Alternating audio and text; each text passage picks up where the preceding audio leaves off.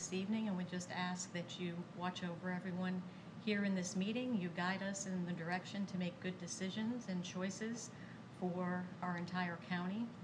Please watch over our teachers and our staff and district staff and all the students while we finish up this year. We know everyone's working hard. We know that you will help them, and any of those that become anxious with their testing, that you may calm them and give them strength to make it to the end of the year. We know that there are families in our community that need your help. They need your grace. They also need some strength to get through tough times, and we know that you will always be there and help uplift them in all their needs. We ask all this in your name. Amen. Amen. Please address the flag. I pledge allegiance to the flag of the United States of America and to the republic for which it stands, one nation, under God, indivisible, with liberty and justice for all.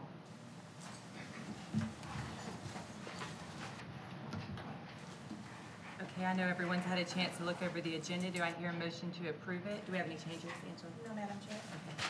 I make a motion to approve the agenda. I second. It's been moved and seconded. All those in favor say aye. Aye. Motion passes. I'd like to welcome everyone tonight. First of all, go Gators. But we're going to start the meeting with Ms. Oberst, please.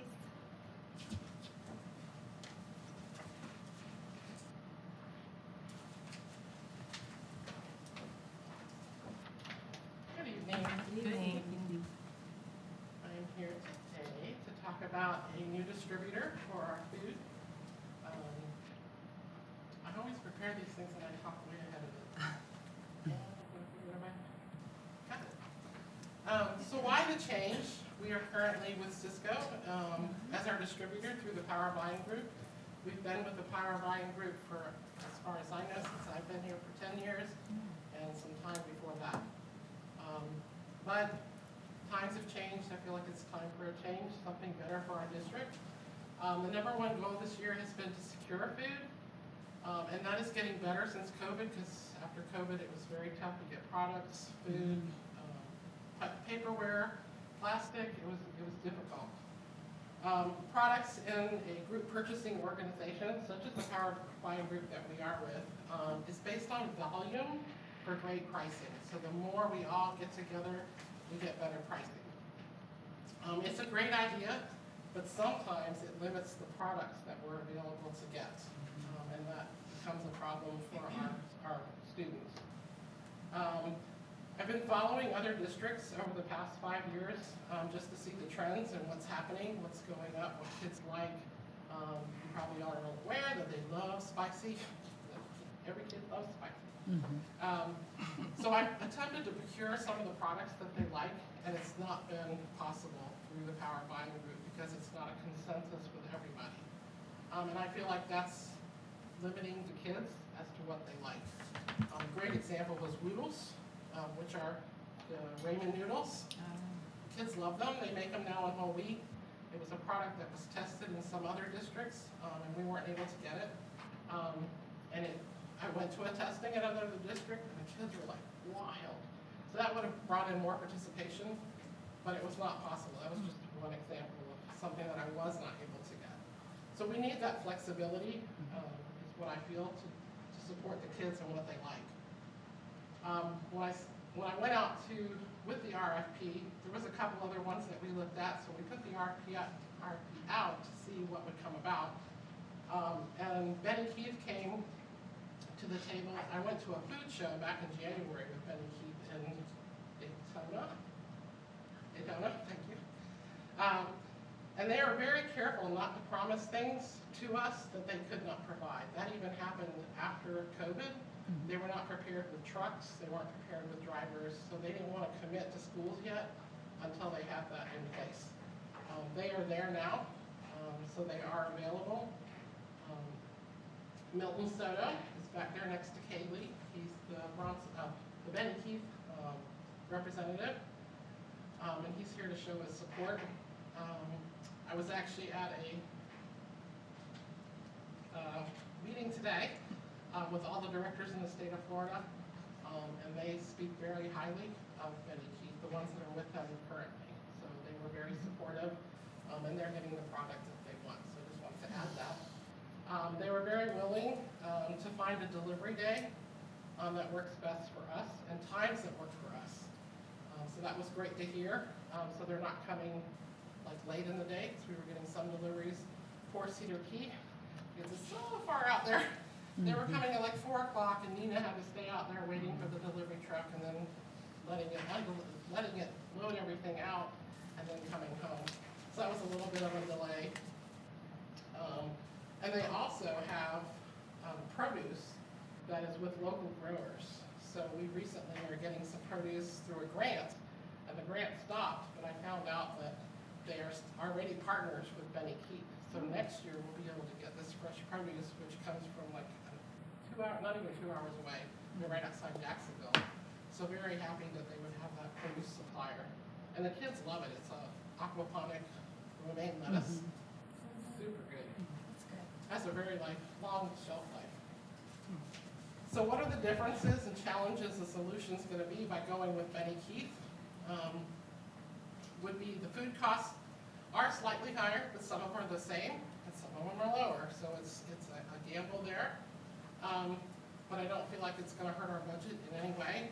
I did a comparison with our 3 top products. The one I forgot was the peanut butter and jelly sandwich, because that's the number one. Oh, yeah. Should have went with that one.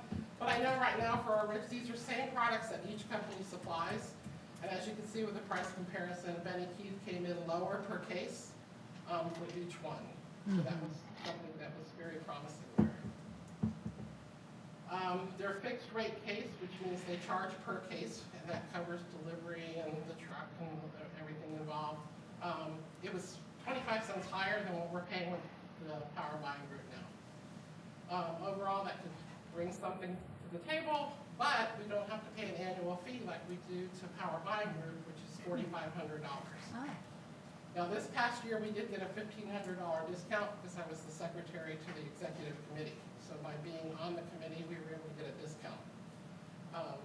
But even with a discount, we still don't have to pay that $3,000. So that would probably make up the difference of the 25 cents of the case fee.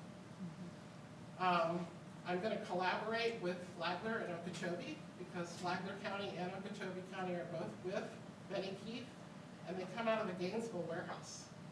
So that's another reason that I really want to go with Benny Keith, because it's close by. So if anything's forgotten or we need something quickly, it's a 40-minute drive to drive over there and get it. And that's come in handy, because even during COVID and after COVID, for one instance, we had the gala, and we needed some supplies, and I called Benny Keith, and we were able to go over there and do a will call and just pick it right up.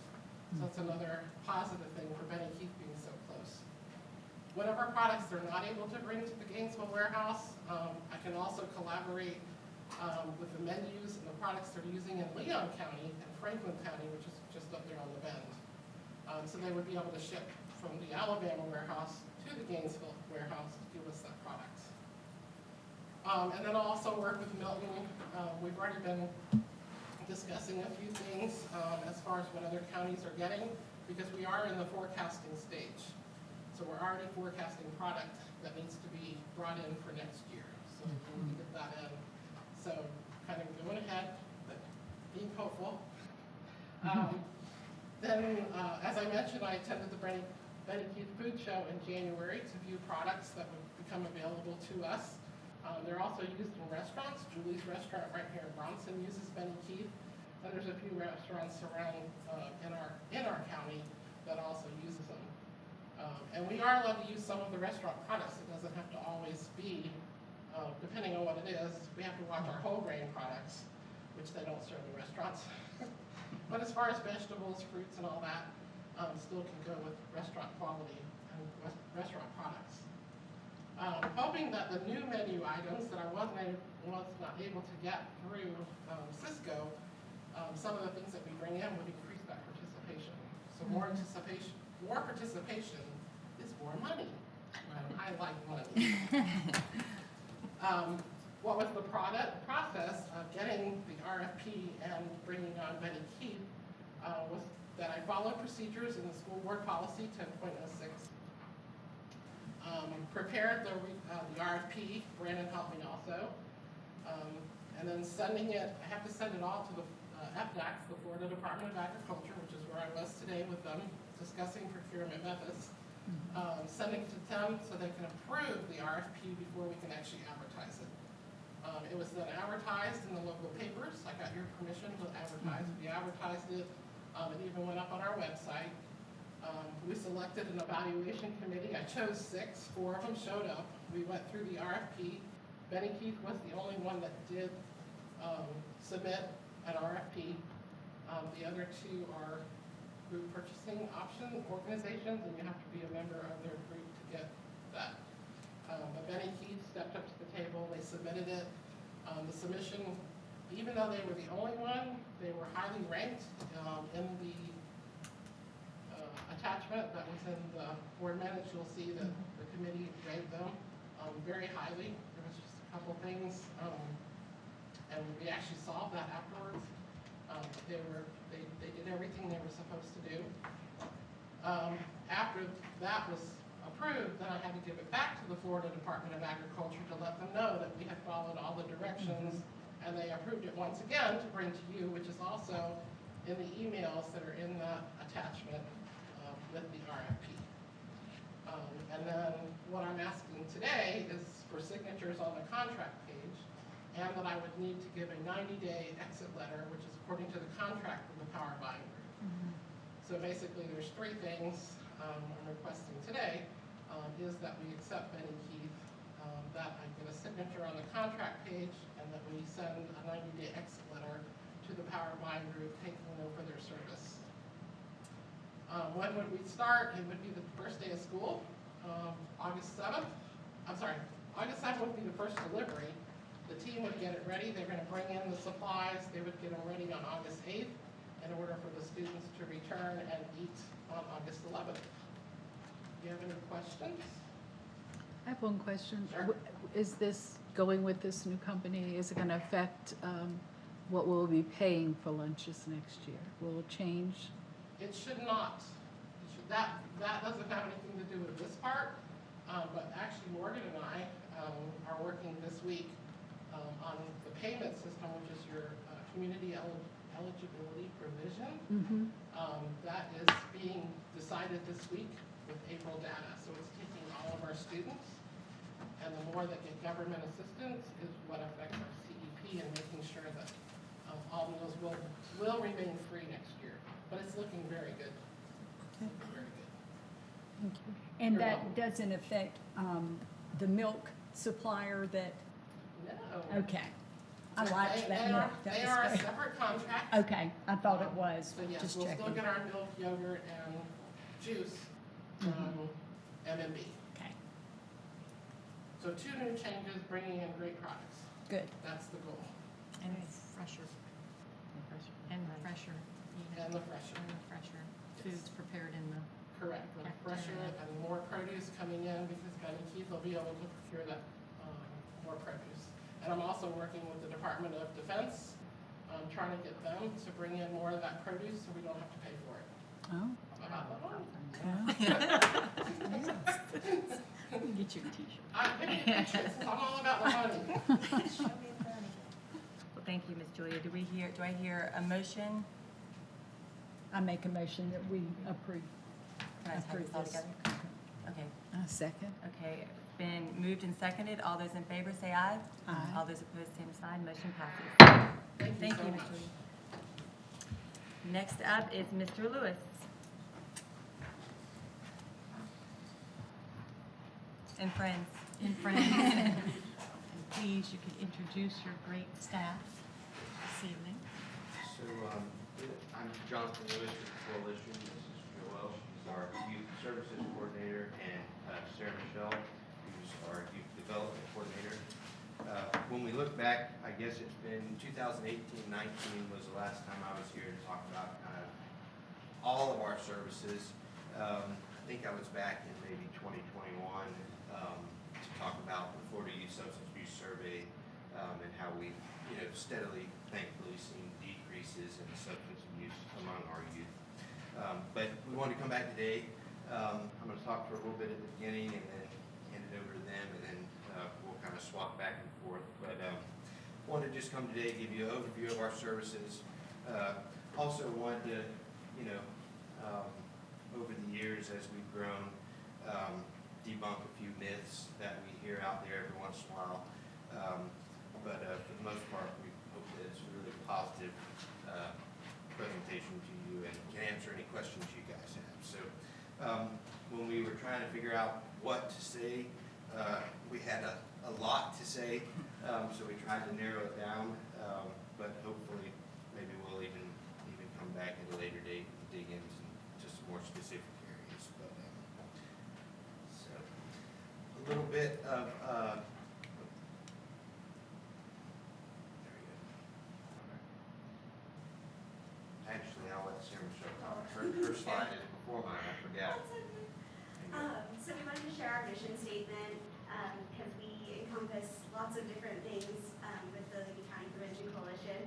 So our mission statement is to improve the quality of life for the citizens of Levy County through collaboration and capacity building among all sectors in order to promote healthy living. And then these two beautiful dogs are our mascots, Cole and Stecker, Jonathan's dogs, but also kind of our therapy dogs at work. A little bit of history.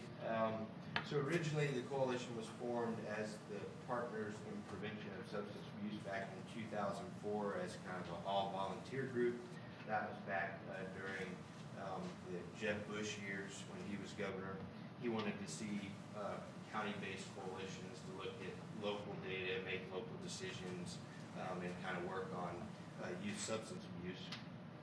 In 2011, in partnership with CDS, Family Behavioral Health Services, Corner Drug Store, used to be called, we received our first very small amount of block grant funding, which allowed us with CDS as a fiscal agent to hire our first staff member. And then over the next decade or so, we've really focused on just bringing more resources into Levy County. I think to date, if you did the actual math, easily 99%, maybe 99.95% of any of the funding that we have is outside funding. Thankfully, we've never really had to do a whole lot of in-county fundraising.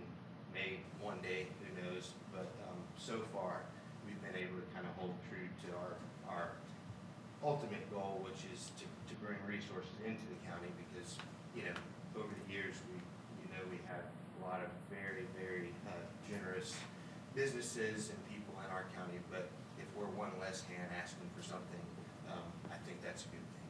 I know they get donor fatigue sometimes, but so far we've been able to really expand our services. We started out as more community-wide type strategies, school-wide, and then eventually we're able to add after-school summer programming, and most recently our tobacco prevention programming.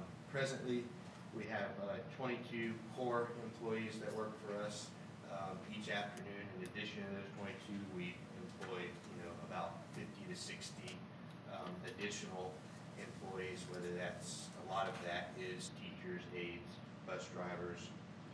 We serve roughly about 1,200 kids a year through all of our various programs at any one time.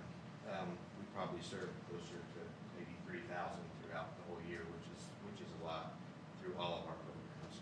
And of course, we're trying to expand that as well.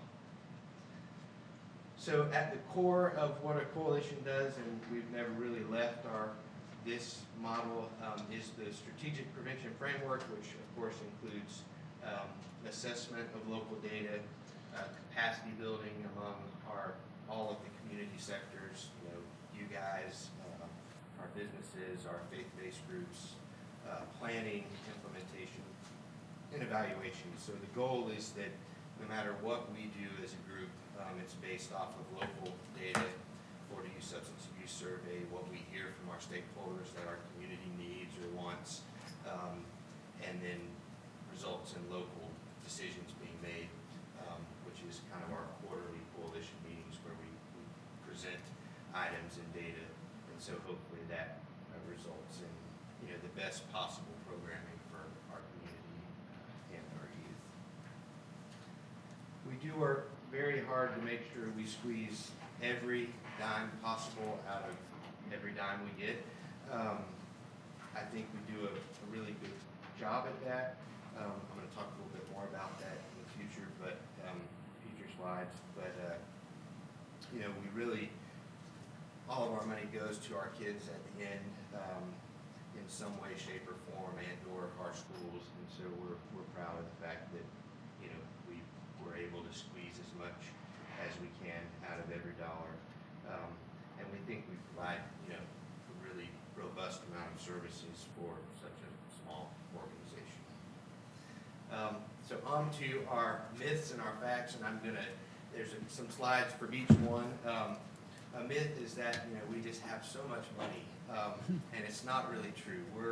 Every grant that we have is reimbursement based with performance, and I'll get into that. That we have all these vans and vehicles. Fun fact, the coalition actually does not own or lease any vehicles. That we hire too many students. We feel like we're training the workforce in some way, shape.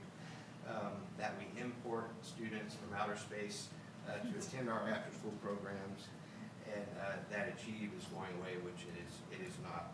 Thankfully, even though we do miss the ESSER funds, we thankfully were able to plan for that, and we actually not only replaced all of the ESSER funds with our own funds, but we actually increased it some. So, and we'll get into that a little bit here soon.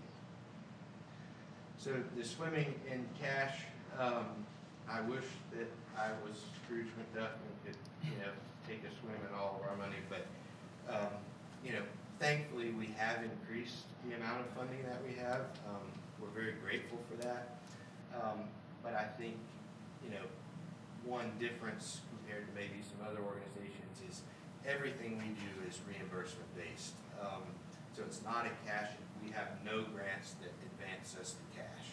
And so what that basically means is that at any given point in time, we're generally anywhere between 500,000 to more than 1.5 million in arrears. So that can get very hard for us at times. We've worked to build cash reserves. We've worked to build credit, but it does get very challenging at times.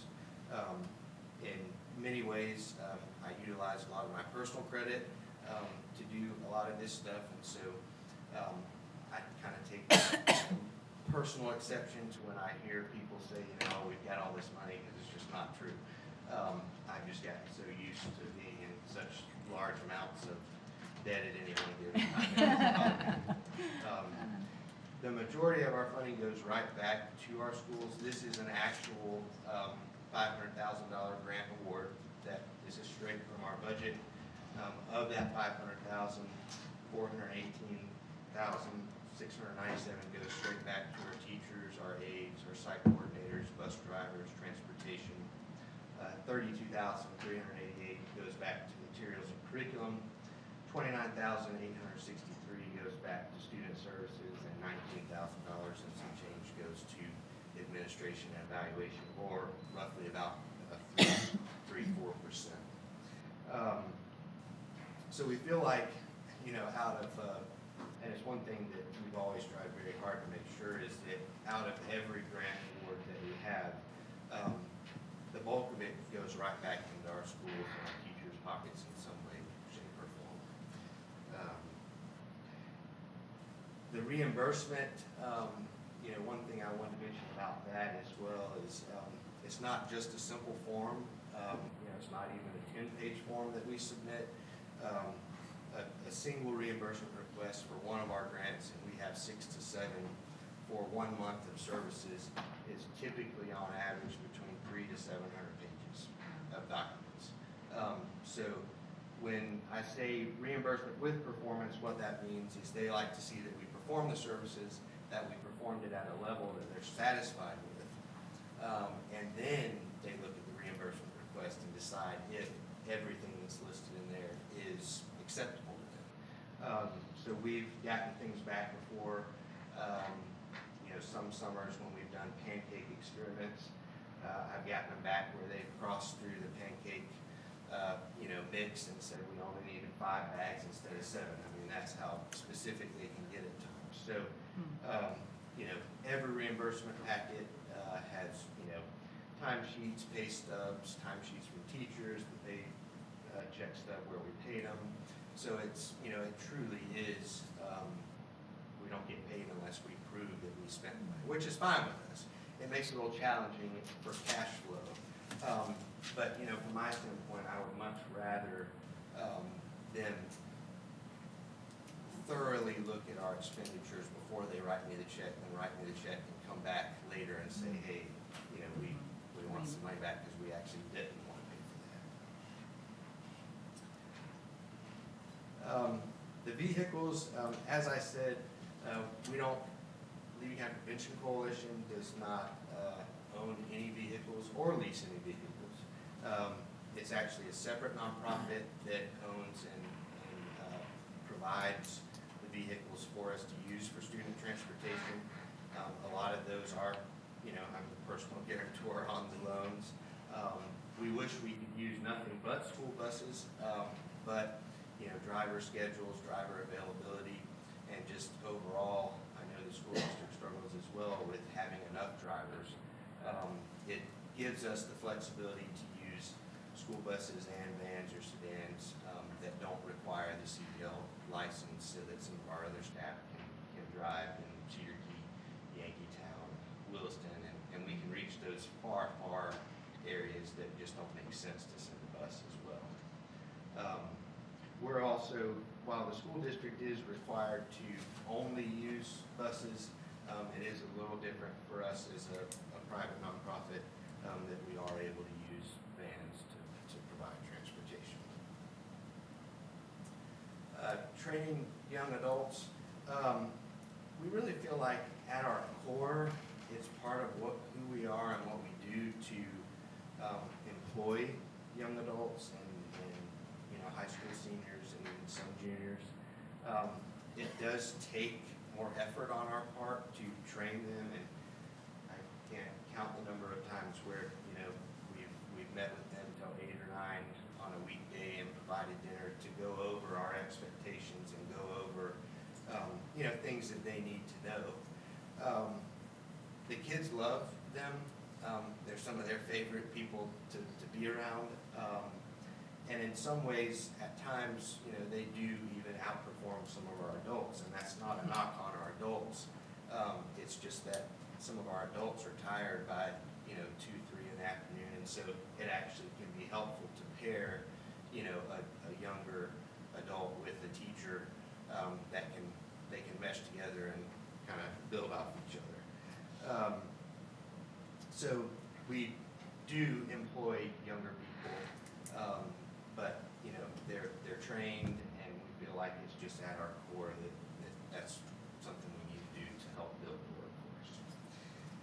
And lastly, the students, they're the same students that attend our schools all day long. We are required to provide our services to the private schools, and so we do provide transportation to some of our programs from some of the private schools. We have to show that we offered it and send a certified letter saying, hey, we have this program, do you want any of your kids to attend? But they're the same kids. Probably 70–80% of our kids are from our middle class families that we don't have any trouble out of. We never hear anything from them.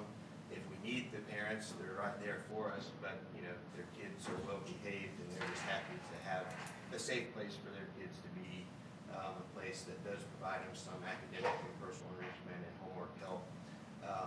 But at the end of the day, they're just happy for them to be there, so you don't hear much from them. the other, 20 to 30% can be our more challenging students, and we understand that, we try to ride that line very carefully. We don't want to burn our teachers out, but at the same time, what we've found is that if we can get the teachers that do work for us in the afternoon to fill out our discipline referrals, which are different from the school day, and kind of follow that process, they're generally happy at the end of that process because they see results from that. Usually if a referral is filled out in the afternoon, it's been processed by our staff and sent to the parent by 8 p.m. that night. And so we copy our site coordinators at each school. We try to let the teachers know that, hey, this is, we know you wrote the referral, this is what happened.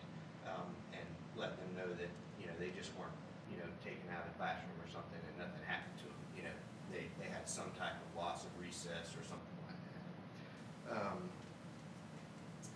Also, we do notice that on testing days, we pretty much know when testing is occurring in our schools without knowing, because we have a huge spike in discipline and after school, because our kids are just, they're done by the time they get to us on testing days. So we also try to take that into consideration. And my last slide before I get to give it over to Sarah Michelle, but our after-school program, I don't think that we've actually been able to speak with you all since we originally applied for our after-school programming. It was awarded to us during the middle of COVID. We operated for, I think, 3 weeks in the spring of 2020, and then COVID happened and we shut down. So when we originally designed the program, we knew that there would be some unique challenges that we needed to fix or have a solution for to make it work in our schools. And that was primarily that teachers are tired at the end of the day. And so we wanted to be able to provide academic and personal enrichment, homework assistance. So one of the changes that we made that's a little unique to Levy County is we designed a 5-day-a-week program. 3 days are academic and 2 days are personal enrichment. And so we did that so that the 2 personal enrichment days, we don't have to have certified teachers to operate the program. And so we try to schedule those days on the days that we know the school is going to have faculty meetings or team lead meetings, whatever the case may be, so that we're not competing with the administration or school for the teacher's attention. The 3 academic days, of course, we have certified teachers there. We have a 1-to-10 ratio. Sometimes it gets up to 1-to-13, but basically, generally in all of our classes, we have a teacher and an aide or a student worker. So it's usually 20 to 25 kids with 2 people at all times. We handle everything from the enrollment to the coordination of transportation, parent communication, discipline, as I mentioned. And we also try to, there's kind of three ways that we do programming. We have some generalized curriculum that we provide for the teachers so that they can just open the box, teach the lesson, and close the box. We have some schools that the administration or teachers provide us more feedback, and Sarah Michelle will talk about that more, but there will be more specific stuff based off of what they're wanting at that point in time. And then there are some teachers that they want to do their own thing, and we love that. So we let them do what they want to do in the afternoon, especially with academic enrichment. So we try to do whatever our schools want in the end.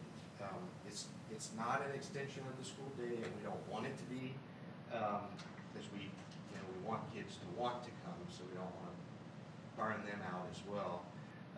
But we feel like at most sites we've been able to find that kind of sweet spot without burning any of the teachers or the students out. So.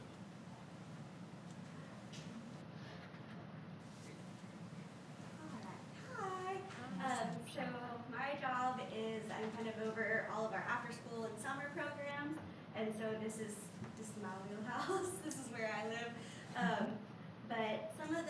challenges of our nonprofit.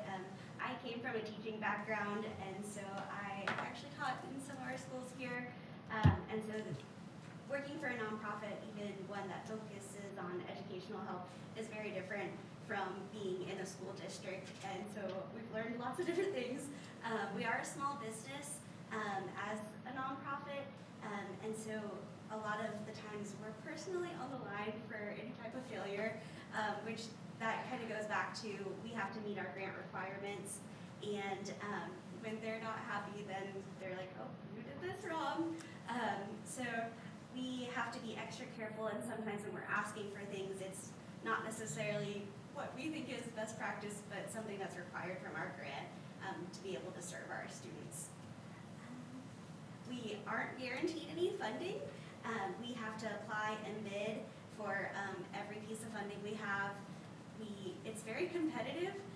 I'll talk a little bit about that on the next slide.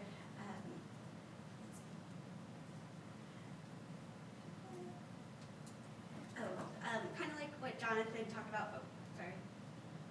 How do I? There. Thank you. So if, like Jonathan talked about earlier, if a grant doesn't like something that we did, say a field trip or an activity, they won't pay us back for it, and they just kind of cross it off the list. So Achieve is also optional for all of our students.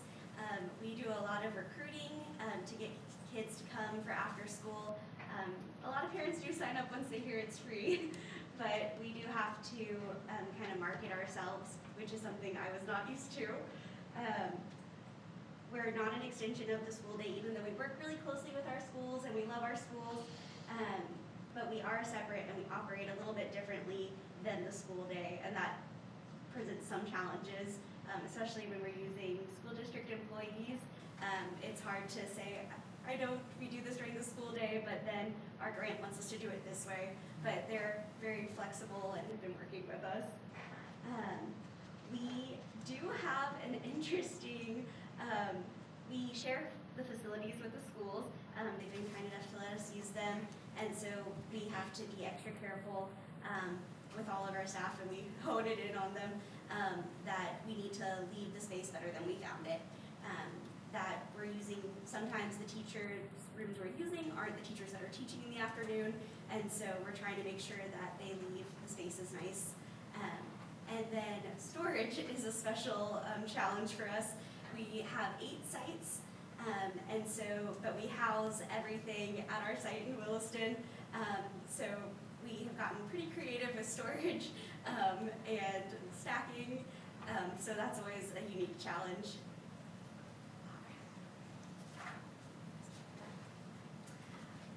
Now this is the fun part. So Achieve After School, we serve K through 12. Our middle high schoolers only come Mondays through Thursdays. We found that most of them don't want to come on Fridays. They have lots of sporting events. But our elementary school kids, they get to come Monday through Friday. Our programs are from when school gets out to 5:15 every day. And we offer transportation and snacks. Thank you, Ms. Julia. And so this is our current enrollments. Between Joyce Bullock and Williston Elementary, we have 234 kids enrolled. Williston Middle High, 148. Bronson Elementary, 128. Bronson Middle High, 70. Chiefland Elementary, 145. Chiefland Middle High, 48. Yankeetown has gotten to 93. And Cedar Key is at 27. So with our grants, we have to meet certain attendance, daily attendance records. And so for most of our sites, we are rocking it, especially at Yankeetown. They're doing a really great job with their numbers. A little bit about our curriculum. Jonathan mentioned that we do kind of a generalized curriculum for the teachers that just want to be able to open a box and do something. All of the curriculum is standards aligned. I work really hard making sure that those line up together. It doesn't always follow the curriculum map, but it's in the cycle. We are working, one of the curriculums is called MindWorks. It's a STEM curriculum that does reading, math, and science activities. They usually read a storybook, and then it's a hands-on activity. They're given a challenge or problem to fix. We are using Litly from Scholastic, and that is more on comprehension. We've heard from schools that they want to work on fluency and comprehension. So especially in our younger grades, we've started trying to use more fluency passages and sight word reviews for our kids.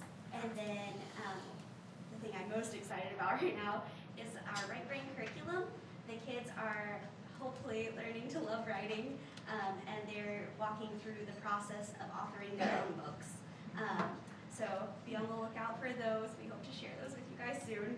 And then our middle high schoolers, we have a small group of middle schoolers that get to use like the MindWorks and work on homework. But the majority of our older kids are there for credit retrieval. So they're making up credits, and it's just a quiet space where they have a teacher that can help them out.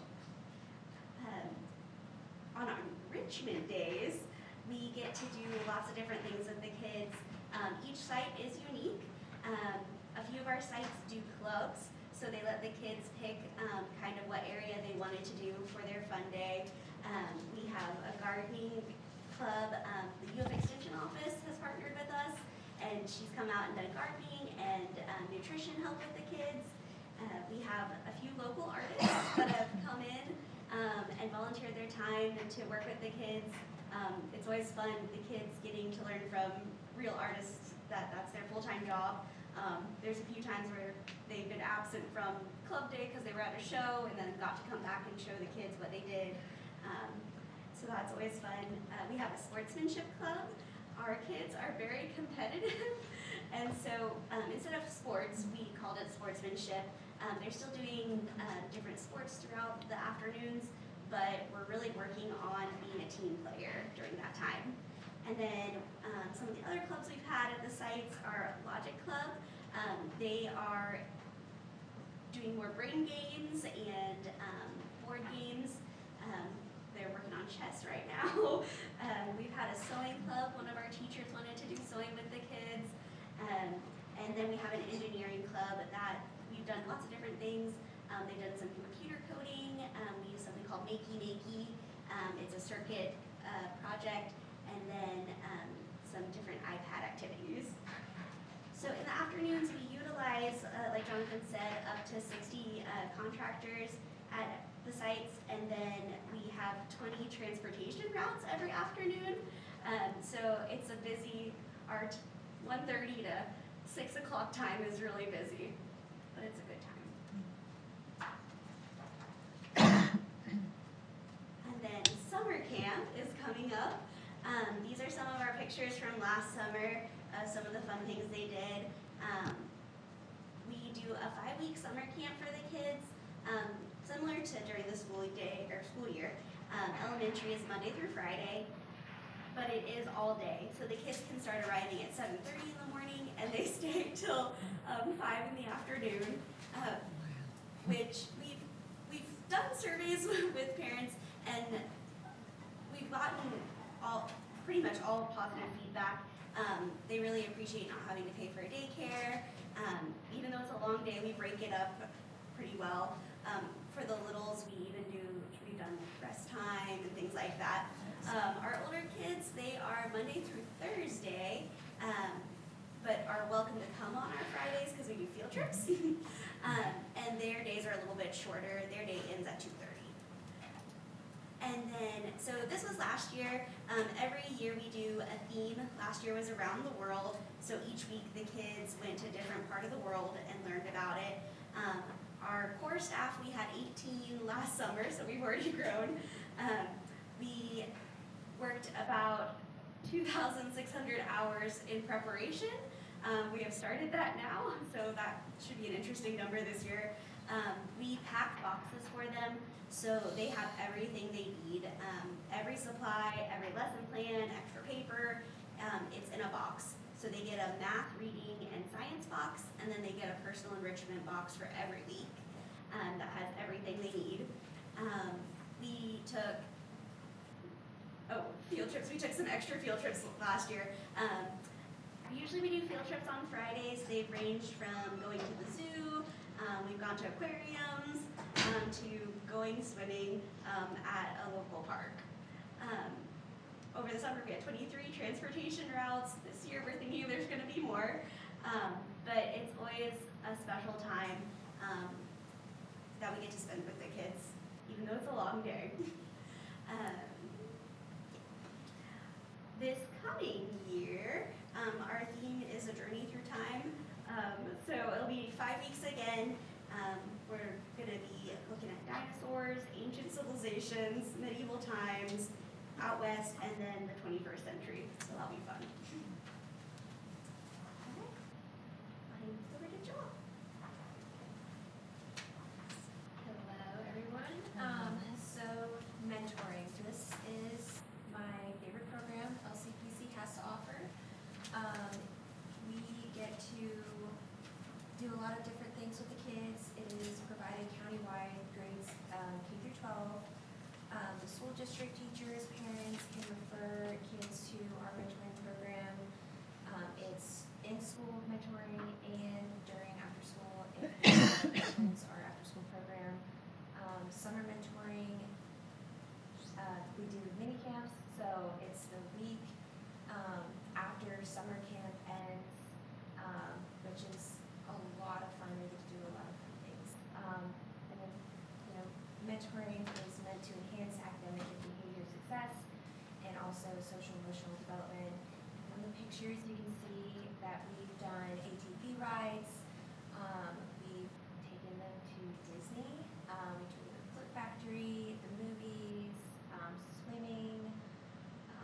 We've even done like an etiquette class to teach them how to eat at the dining table, and then we would like take them to like took them to Steak and Shake, and then when we went to Disney, we took them to a restaurant as well, where they got to practice that etiquette. So that was really fun teaching.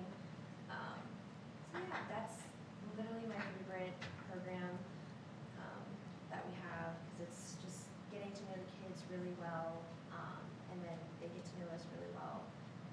And then also, we do have some success stories from it.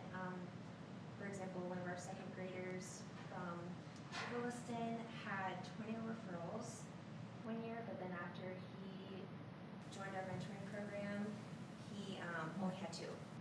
So, and he's way more positive now, and he's more outgoing. He's just a joy to have around. He comes into my office almost every afternoon at dismissal, and he's telling me what color he got on during the school day, and just wants to hang out and tell me about his day, and I love it. I love it. He's a really great kid. So it just kind of goes to show, what mentoring can do for our students in Levy County.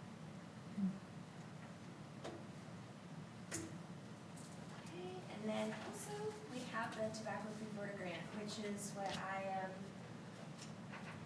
ahead of. So we have Tobacco Free Partnership of Levy County, which is dedicated to the health and well-being of all community members. We meet quarterly for those.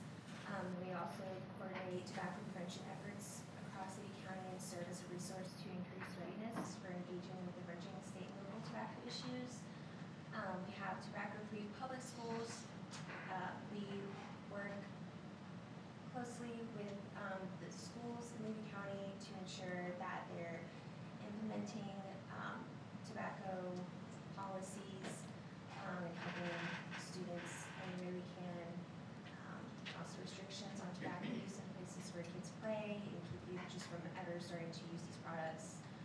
We also have the point of sale, which is policy to counteract tobacco industry and influences of the retail point of sale. It's highly focused on tobacco advertisements, indoors and outdoors, product discounts and placement. So like the stores in Levy County, we have to kind of go around and make sure that they're adhering to the law and making sure that none of our kids are going and getting tobacco products from those places. And then we also have our Students Working Against Tobacco, SWAT clubs, and K-12 policy.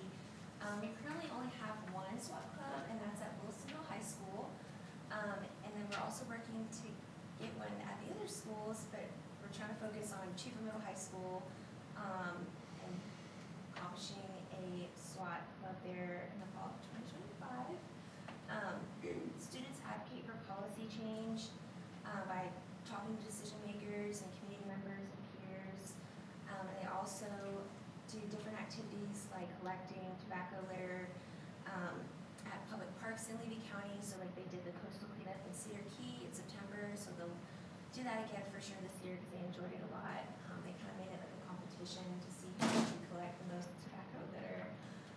And what they do is they use that, Cedar Key uses that data for their research and bettering the environment there. So that was pretty cool. And then SWAT was able to be a part of that. And also helping in their, research, which they can take that and take it to the, decision makers in Cedar Key to pass better policies that help with tobacco-free parks there. And then the goal is also to do that in the other cities in Levy County. So they also have Not a Lab Rat Week, which discusses the community members and peers that they are bigger than the tobacco companies, that they don't need to give into their colorful vapes and different products that they market to kids. So we're really working on that, and I think it would be really good to have SWAT at each school in Levy County, because then it's peers, a group of students that peers can go to when they're feeling like they need help in quitting, or it could just be a positive light in what could be a really dark time for students who are suffering from tobacco. This one is Natural High campaign.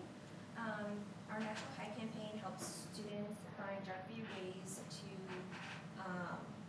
find their passions. So kids displaying something positive to show their natural high, enhance personal goals, so like school sports, music, art clubs, special events, decrease risk factors, so lack of commitment to school, like early initiation of drug use, and enhance protective factors. So school opportunities for pro-social involvement, and then religiousness.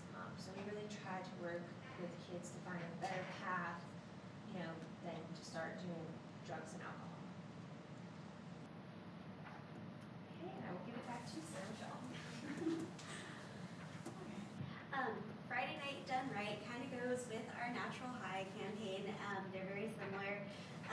It's a national campaign to help kids spend their Friday nights drug-free and the right way.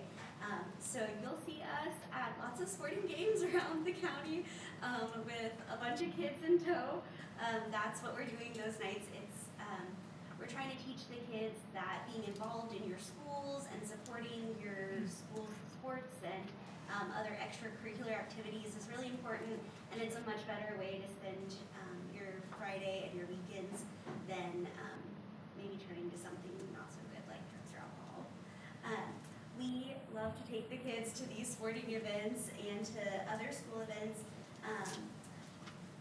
We do also help, so not only do we take kids to these events, but we also provide tickets to schools to give to kids as rewards to help them maybe get into the game for free. So we try to enhance those protective factors like we were talking about, the participating in sports themselves. We've also noticed that a lot of the kids that come with us on these events, their families really support it, and they're glad that they're not having to worry about their child on Friday nights. And then the schools, the rewards, kind of the tickets that we give to the kids, and promoting that.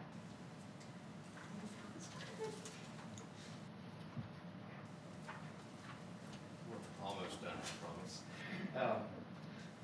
Some of our other kind of community-wide strategies, similar to Natural High Friday Night and Right, is our Know the Law curriculum. We are hopefully going to be able to update that book, but it's a curriculum that we do with our middle high schoolers that educates them on the law, and explains to them if you do A, this could happen. If you're in a vehicle with someone that has drugs, this could potentially happen. If you have a weapon, these are all the things that could happen to you. So we've done that for probably the last decade on and off. We know there's some updates that need to be done to our Know the Law book. But again, the previous strategies and this strategy, all of our programs, they do tie back to youth substance abuse prevention, and some of the statistics that we see there. We also have responsible vendor training for our bars and restaurants and convenience stores, any retailer that serves on-site or off-site alcohol. Basically, here's some data from the Florida Youth Substance Abuse Survey, and you'll see that of kids who reported having alcohol, 45.5% said someone gave it to them, 33% said someone bought it for them, 11% said they bought it in a store, or 9.6% said they took it from family. The smaller graph on the other side was back from, I think that's 2014 data, so it has changed some. But responsible vendor training at the end of the day is hopefully decreasing access to alcohol. And it also is aimed at helping our adults as well. It teaches, Cedar Key in particular really likes it. They have probably the most restaurants and vendors that sell alcohol. And so it gives those staff some skills on how to slow somebody down if they're drinking too much, and how to protect themselves. Something that lots of workers don't realize until they have the training is, I don't think this has changed since the last one we did, but our owners are generally protected by statute from liability from over-serving, whereas the server is not. They're usually the ones that get nabbed first if someone gets in a car and crashes and it was deemed that they were just wildly overserved, and that was somehow the cause of their crash. No One's House is a program that we haven't used it a whole lot, but basically it's No One's House is a safe place for teen drinking. You can see there's been some significant changes in our data. Lifetime use of alcohol has gone from 46% down to 19%. Lifetime reporting of drinking until you black out has gone from 25.5 down to 7.1. Past 30-day use, which means one of our students reported having used alcohol within the past 30 days when they took the survey, has gone down from 19.5% to 7.7%. So, hopefully that means that usage is going down, and that kids just are not being, more dishonest on the survey. But we hope it's kind of, it's fairly good data. Prescription drug drop-offs, we work with the Sheriff's Office to provide these at least twice a year. It's free, and it's basically an opportunity for people to bring their unused or unwanted prescription drugs and drop them off for safe disposal. We also have at-home disposal bags that we can give out. We have some lockable prescription bottles. They are not going to stop a dishonest person from getting into them, but they will stop, the sneaky, I'm going to take something out of somebody's pill bottle and they don't realize it, because they would have to break the bottle to get into it. So it kind of keeps your honest kids honest. And of course, that affects our prescription drug usage rate.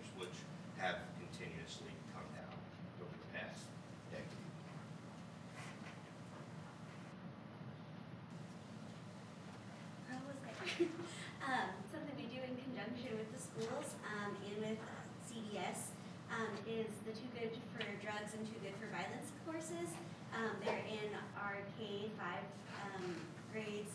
We have one at Bronson Elementary, Chiefland Elementary, Williston Elementary, and Yankeetown School. They come in and it's used as a special area rotation. A lot of times you'll hear it called guidance, but it's too good for drugs. We're actively looking for a replacement program because it has been used for a while, and so the kids are seeing the same thing over and over. So we want to change it up a little bit to make sure they're getting the information and taking it to heart. And then the staff that we have for these classes, they're not school board employees, they're separate, but they have, for the most part, turned out to be very helpful for our schools. They help with things like morning duty, car and bus duties, family nights. So some of them are really involved in the schools, and you would never know that they weren't part of the staff. Speaking of staff, here is some of our staff. You've met Jonathan, me, and Joelle, but some of our other staff, Tay, he is our Yankeetown site coordinator. He is, he's the head of our transportation, so he does a lot. Trace is our West site coordinator and our community projects organizer or coordinator, and he also helps process through any discipline or referrals that come in for after school. Chase is our CES site coordinator. She's doing a great job there. Yvette, who's here tonight, is our BES site coordinator. James is our JVE site coordinator. Ms. Doris McLeod, you most know. She is our data analyst. I'm not sure what I do without her helping me with all that data. But she's also our Bronson Middle High site coordinator. She wears many hats. Samantha helps with the Too Good for Drugs class at West and is our Williston Middle High School site coordinator. And Tamika also helps with the Too Good for Drugs class at Williston Elementary and is our Cedar Key site coordinator. It continues. Yes, so more of our staff here, most of these, well, all of these staff are project assistants. At the bottom we have Dee Miranda, our coalition development, Jennifer Langdon, our executive project assistant, Randall Weir, executive project assistant, Peyton Hoover, Ronald, Sierra Lucas, and then the top row, I won't name them, but they are all very, very helpful, and actually, a lot of our LCUC staff are our mentors who mentor our kids in Lee County, so it's great. So that's kind of the end of our presentation. I did want to add a few things. We do want to thank Ms. Bull. She provided us with some really nice maps to sit on at future Friday night and night events. Thankfully, most of our schools have so many people that want to attend the football game. There's oftentimes not room for us in the stands, so we were sitting on the pavement, and she very kindly brought us a gift. We haven't been able to use them yet, but we're looking forward to it. For the grants that we received, we're very thankful that we were able to replace a lot of the ESSER money. When that went out to RFP last year, they anticipated giving out 20 grants statewide. We got 4 of those 20, which I think is a pretty good percentage for small Levy County, considering I think there were 358 applications, and they only awarded about 20 statewide, and we got 4 of them. So we're very thankful about that. One of the biggest changes that we saw in that RFP was the requirement that a full-time staff member that is an employee of the grantee be the site coordinator at each site. Theoretically, you could have said no to that in your grant application, but those were the 338 applications that weren't funded. So, pretty much when it's as competitive as it is, if there are certain requirements in there, you do what they want to see or you don't get the money. Thankfully, our schools have worked with us really well during that transition. We were a little bit concerned about that, because previously we would do all of the things that that we do behind the scenes, but the kind of person on the ground was someone from the school that we paid to be our site coordinator. And that was a big change in these grants where they required it to be at least a 30-hour or more position a week with the grantees. So, but it's worked out pretty well. We're pretty happy there. Just want to, of course, thank our staff. During the summer, we eat dinner together. We generally work from about 5:30, 6 a.m. till 9 or 10 p.m. every night. And that's just kind of what it takes. A few statistics on the first couple days of camp. We probably get in the first hour that morning between 6 and 7. I think we're going to specifically record it this year. I think one day we received over 350 phone calls within 1 hour. And that's just what it takes to answer parents' questions on some of those first days. So, we would love to be out at the sites, especially us, but just sometimes you just can't get out because you can't get off the phone. But we did want to answer any questions you guys had, if you have any. So, and we know we've been talking for a long time, so we could always answer your questions at a later time. I'd just like to say we appreciate y'all. I think you're doing a great job.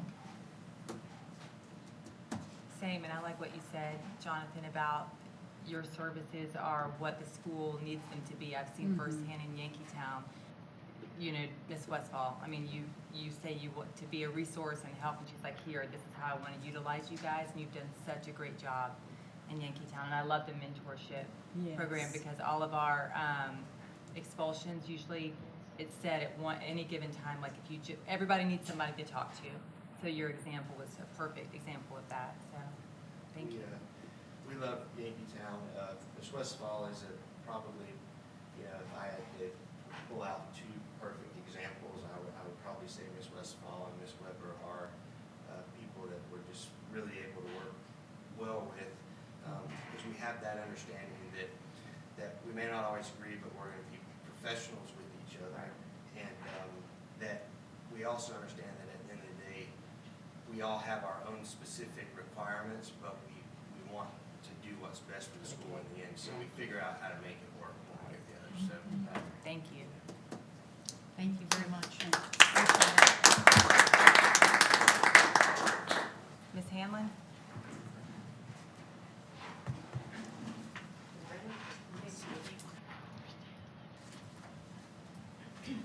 If you guys want to flip out, you're welcome to. Or you can stay. It's up to you. Good evening. Tonight we come to you with the final instructional materials plan from the adoption for ELA, K-12, and personal finance. And so, we brought to you the three choices and the rankings that were voted on. And so overall, in K-5, the final adoption goes to McGraw-Hill. In 6-12, it goes to Savas, which is what they're already using. And in 9-12, personal finance and money management, as well as economics with personal finance, is Ramsey Solutions. So moving forward, basically we need to work to adopt the plan as written. And we'll be working on professional learning for the teachers coming up in July, August. Once we can work that out with the publishers. And mind you, the final list hasn't been released from the state, but if there is any discrepancy on that, we'll come back before the board and have discussion about next steps. Okay. Do I hear a motion to approve? So moved. A second. It's been moved and seconded. All those in favor say aye. Aye. Motion passed. Thank you. Thank you, Ms. Allen. Thank you. Mr. Lott? Good evening. Good evening. Good evening. Bringing several policies before you for consideration.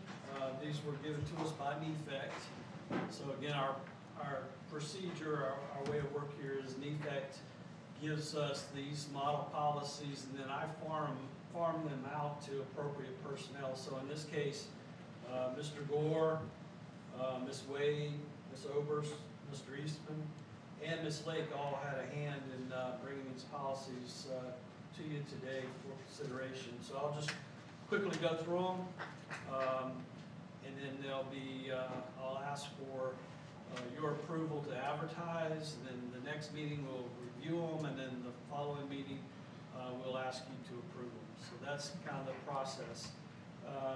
So the first one is policy 3.06, which is safe and secure schools, and there was a revision to the state board rule 6A 1.001.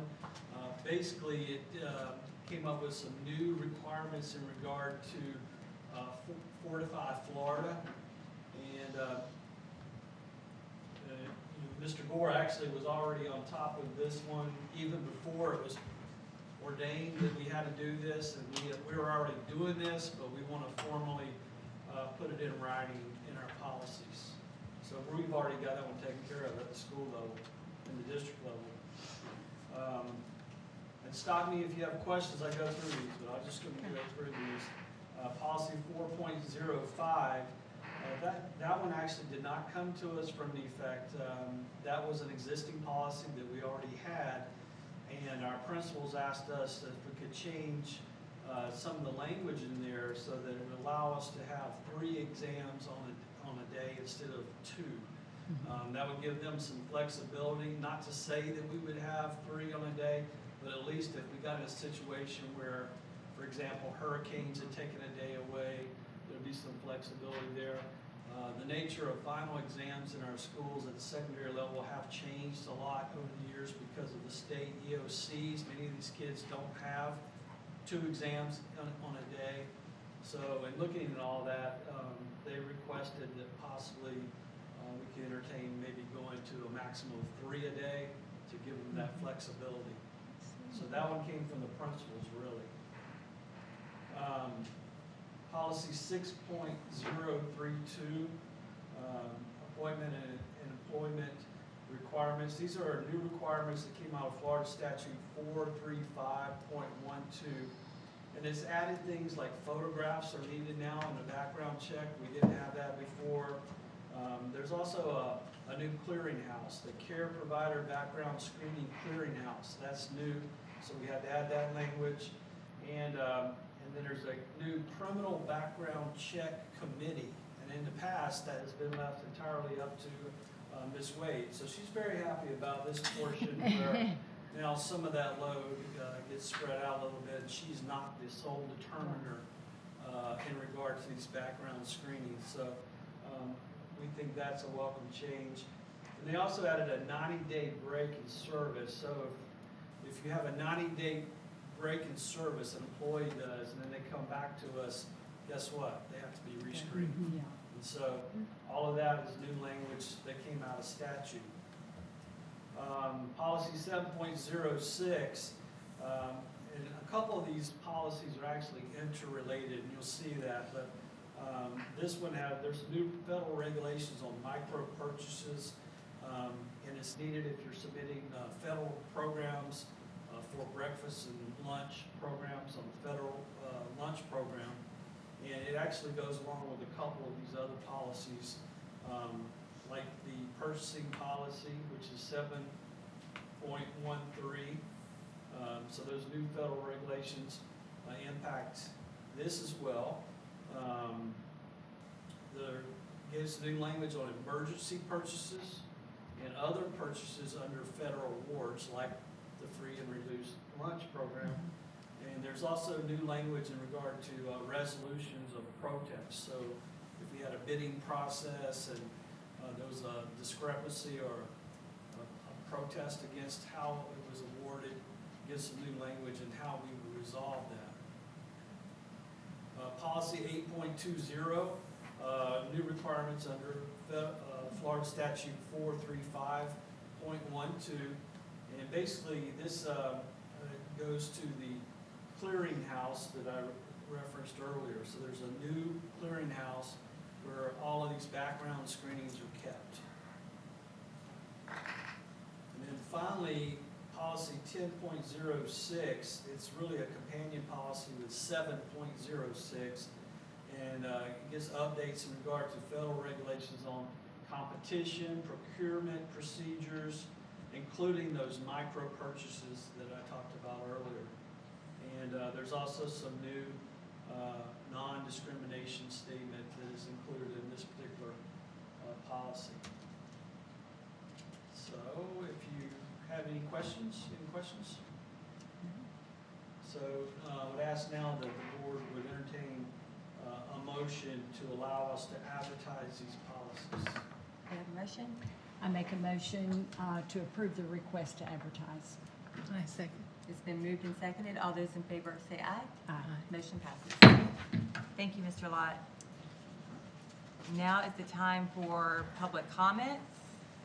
Seeing none, we will approve the minutes. So I have a motion to approve the minutes. So moved. It's been, To approve the minutes? Yes, I so moved to approve the minutes. Second. moved and seconded. All those in favor say aye. Aye. Motion passes. And I know you guys have all had a chance to look over the consent agenda. Do you have any questions? No. No, Motion to approve. I make a motion to approve. I second. All those in favor say aye. Aye. Motion passes. And the consent agenda finance items. May I hear a motion to approve the consent agenda? I make a motion to approve the finance. I second. It's been moved and seconded. All those in favor say aye. Aye. Motion passes. Sorry. And now it's time for the superintendent's comments. I'm scared. Sorry, I'm sorry. It's my daughter's birthday today, okay? Just kidding. It is. No comments, no. No, I'll be very, very quick. Just, we are keeping a watchful eye on House Bill 5101, Senate Bill 2510. I know you're all aware of it. I know the board is, and we've done our due diligence, and everybody at the district level that you all know, because I shared with you, they've compiled all their expertise, and we are passing it to Tallahassee and keeping our fingers crossed. I want to just give a shout out to Sarah and Heather. They scheduled and attended with me the kindergarten graduation pictures with their t-shirts, and this year, all the board members got their own t-shirt, and they were able to be in the picture. So every board member showed up. Yes. Thank you very much. I think the kids had a good time, and it was great to have everyone there. And I told Tanya a good mention tonight would be, well, I asked her and she reminded me of April 23rd. This is the second annual Youth Expo that will be held at CMHS, but it's for our students. And they will have business leaders there, they will have employers there, they will be doing round table opportunities with business leaders, local business leaders. And then there are people from local businesses, like I said, that will actually talk to them and possibly even hire 16 to 8-year-olds, you know, and so they've been briefed by CareerSource. CareerSource has gone into the schools prior to this and basically helped them maybe write a resume, you know, how to dress sharply, some of the things to say during an interview, and it's great that they've gone in and done that. And that's all I have. Thank you very much. Thank you. Ms. Campbell? Well, I did enjoy being at the kindergarten photograph session. Kids were really excited about it. Absolutely. Got a little scared though when I read the date. They'd be graduating in 1937. I mean 2037. And I thought to myself, I sure hope I'm alive to see them graduate. But it was really exciting. Well, you know, I am the senior member here. But anyway, going on at Cedar Key, we had our prom, which was wonderful, and great night for our kids. The art festival was this past weekend. It was only one day because of the hurricane. They decided to do it for one day. We didn't have as large a turnout as we hoped, and there weren't as many vendors. But all in all, it was good. The school did participate by selling food products, and the clubs earned some money, and the PTO earned some money, so that was great. And then the community, the Pirates Cove Motel, they had a festival day for the second day, in case people did stay in town, and we were able to sell products there too and earn some money, so that was great. Today, a great thing happened at Cedar Key School.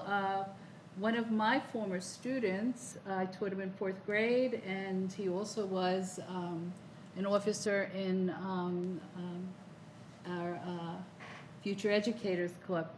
He flew over with his Blue Angel team, flew over our school, and it was just absolutely wonderful because, yes, and so we were all out on the playground, and we spelled out Joe, his name was Joseph, and it was just fantastic, and they did their little tricks and rolls, and then he flew out over the dock and came back, but it was just great. It was just absolutely great. Such a great example for our kids about what they could do someday, because this kid came through some hard times, and I just feel so proud that he made it, and I feel so proud that he wanted to come and share, you know, and show it to our kids. So it was a great thing Yeah, today. it's wonderful, amazing. Yes, that does sound like a great. Ms. Baxter? Well, Chiefland Elementary School had a barnyard dance last Friday night, and I hear it was a success. And both schools have had their parent conferences that were successful last week. At the middle high school, you may remember the HOSA presentation that we had. I don't know how many months ago that was. Well, one of the girls that was here that night, she and another student placed in the top 5 at the state convention. One, Summer Paddock, she placed 4th in Foundations of Veterinary Science. And Alexis Perkins, that was here presenting that night, she placed 4th in job seeking skills. So I thought that was great. So they were represented well at the state HOSA. Also, Christina Story's class that I told you about at the last board meeting, her ESE students that are planning meals, buying the groceries, preparing and selling, they have had their largest meal sales this week with over 182 deliveries to the community and surrounding businesses that have been purchasing their lunch for Thursday. Great. And it's a growing program, and it's really helping these kids learn some life skills. And that's all I have. I don't have a lot. Yankeetown has SAC and PTO tonight. The Women's Club is back up and running finally after the hurricane, damaged them last. So they're going to do a library initiative this week. And Ms. Westphal said that the kids are very antsy, ready for spring break. Referrals are very high right now. They need a break. And I ask that you keep Miss Andre in your prayers at Yankeetown. She's been a staple. She's from that community, but she lost her granddaughter tragically in a car accident. So if we keep that family in our prayers, and that's all I have. Meeting adjourned.